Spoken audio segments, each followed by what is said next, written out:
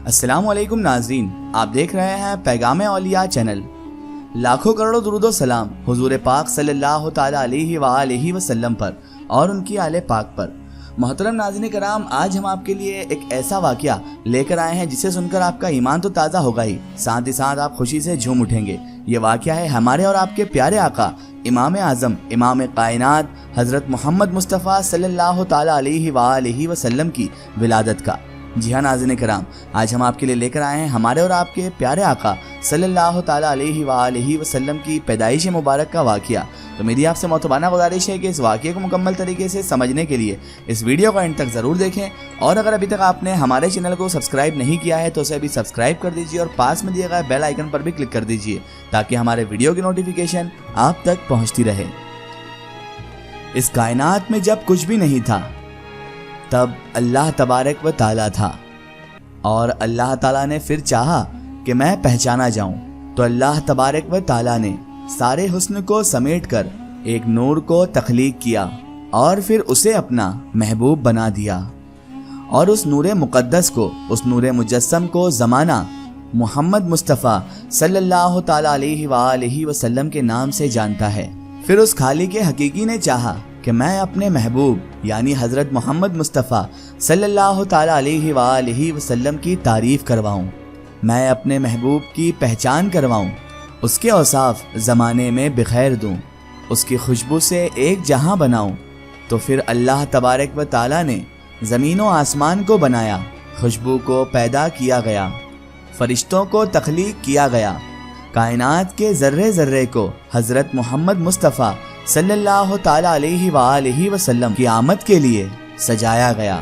اور پھر جو زمین اللہ تبارک و تعالی کی بہترین زمینوں میں سے تھی اس زمین کو چنا گیا، اور پھر اس زمین سے مٹی کو اٹھایا گیا اور اس سے ایک مخلوق کو پیدا کیا گیا، اور اس کے صلب میں اس نور مقدس کو پوشیدہ رکھا گیا، اور پھر اس کی نسل کو رواں کیا گیا۔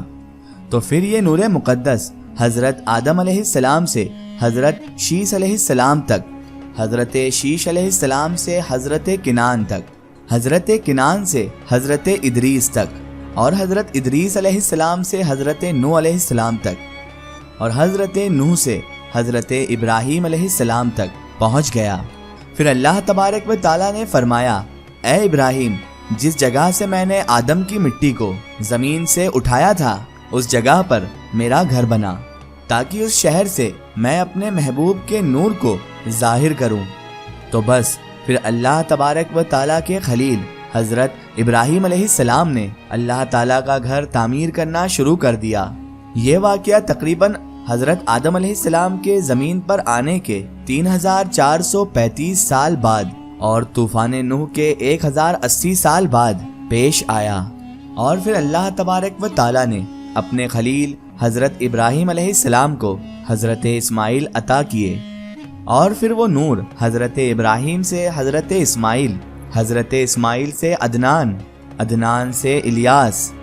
الیاس سے عبد المناف، اور عبد المناف سے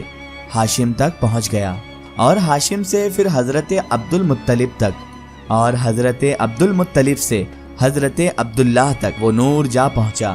اور وہ نور پھر حضرت عبداللہ کی مبارک پیشانی پر چمکنے لگا۔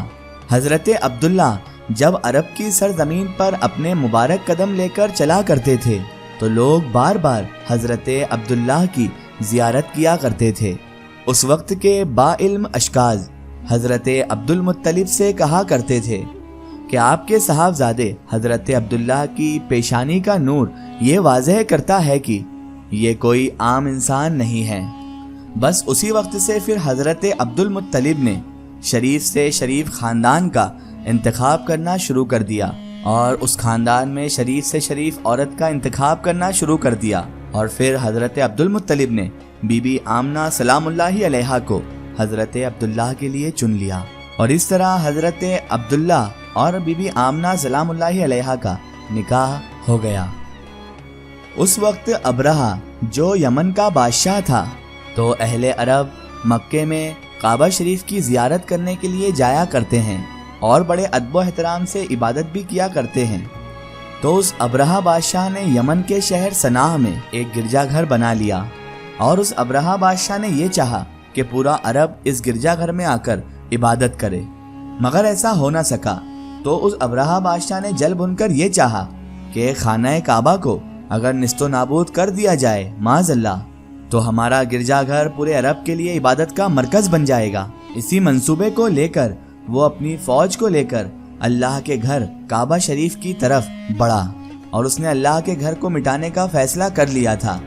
اور ادھر حضرت عبد المطلب کے پاس مکہ شریف میں حضرت عبداللہ کی رحلت کی خبر پہنچتی ہے۔ حضرت عبد المطلب اپنے بیٹے حضرت عبداللہ کے غم میں زاروں قطار رو رہے ہیں کہ اتنے میں ہی کوئی آ کر کہتا ہے، اے سید مکہ، غضب ہو گیا، یمن کا بادشاہ ابرہہ ہزاروں لاکھوں کا لشکر لے کے اللہ کے گھر کی طرف اللہ کے گھر کو مٹانے آ رہا ہے۔ بس یہ سنتے سے ہی مکہ مکرمہ میں کوہرام مچ گیا۔